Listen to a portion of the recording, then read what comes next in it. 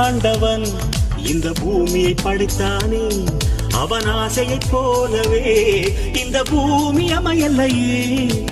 ஆண்டவன் ஆசையே இங்கு பொய்யாய் போய்விடில், மனிதனின் ஆசைகள் மெய்யாவது சாத்தியமா?